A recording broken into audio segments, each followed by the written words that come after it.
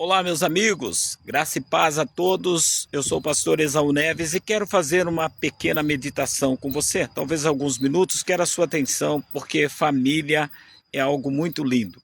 No capítulo 2 do livro de João, nós vamos ver que o Senhor Jesus e tanto sua mãe e seus irmãos foi convidado para ir a um casamento. Fala do casamento em Canaã, aonde Jesus fez o seu primeiro milagre, mostrando ali um novo tempo, uma nova época, aonde o Deus Filho feito homem veio restaurar a presença dele no meio dos homens.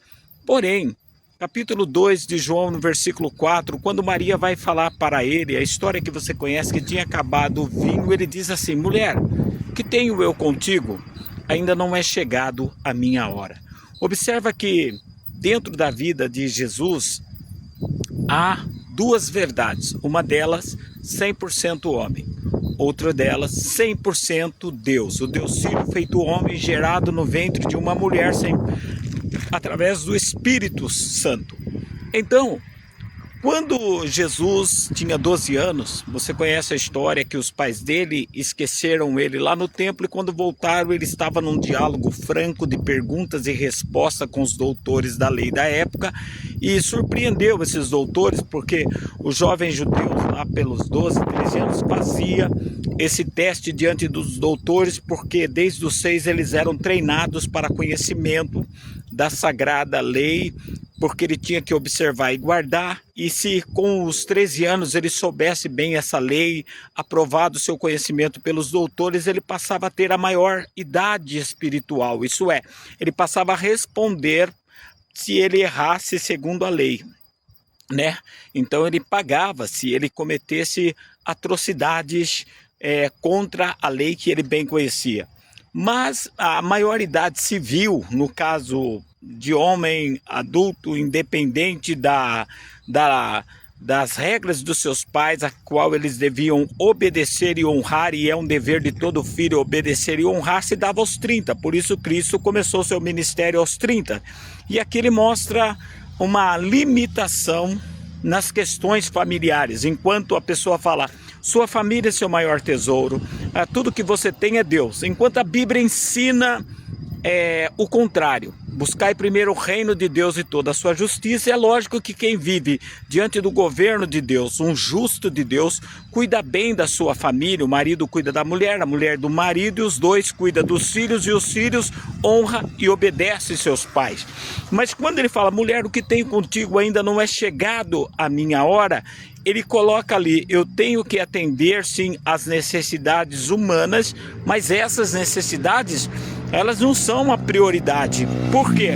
Porque ele fala: não é chegada a minha hora, falando do momento em que ele ia ser crucificado e glorificado e se tornado a nova época, a qual ele seria o Salvador do mundo. Tanto é que no lugar onde colocaram água para transformar em vinho era talhas de pedra, e essas talhas eram para rito dos judeus. Então essas talhas mostram uma mudança de realidade. A transformação da água em vinho mostra uma mudança, um novo tempo chegando, uma nova época chegando também. Entre algumas das simbologias, falaremos dela em outro momento. Mas notem, Cristo diz: mulher, que tenho eu contigo? Ao mesmo tempo ele quer dizer: olha, eu tenho um limite para se submeter a você e às necessidades humanas.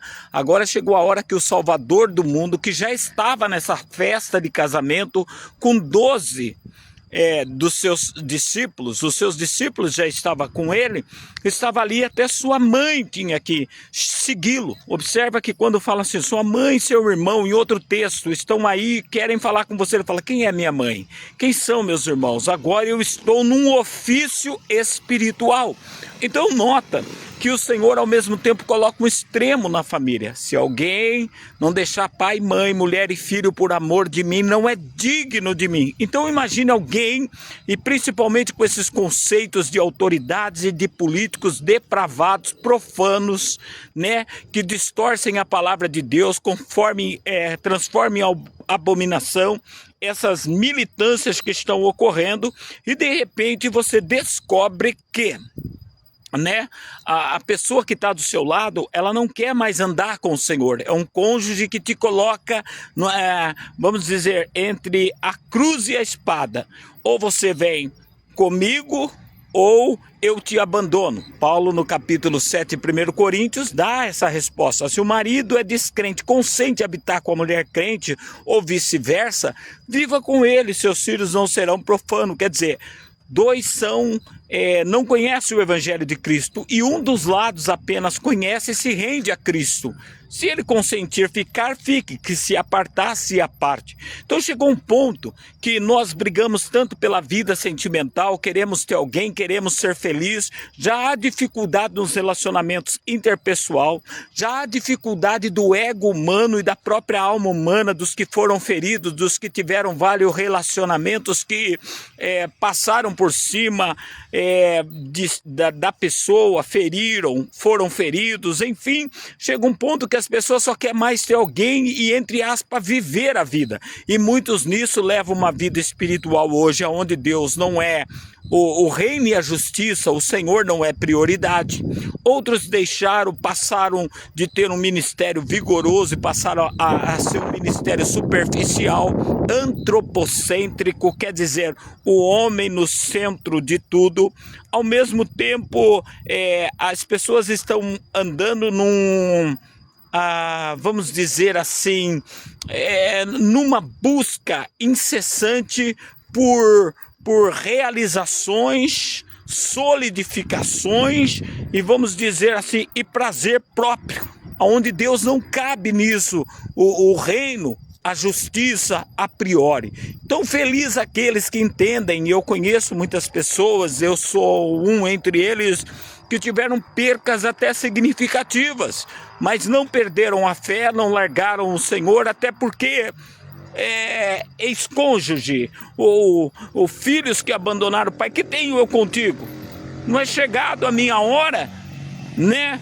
Eu não posso largar o Senhor, mas um dia eu serei glorificado, se eu for fiel com o Senhor até tombar nessa terra. E os que aprenderam a entender que tem que lutar pela família biológica, mas entre uma escolha do que é eterno e do que é passageiro, a gente tem que optar pelo que é eterno. Sempre o que você quer sustentar na terra de melhor para a sua vida tem que ser baseado nas doutrinas, na coluna do que é eterno. Fora disso, você ganha o reino, vamos dizer, você ganha pessoas, você conquista uma boa casa, você conquista um bom cônjuge, segue o seu destino, só que no fim perde a alma. Então reflita nisso.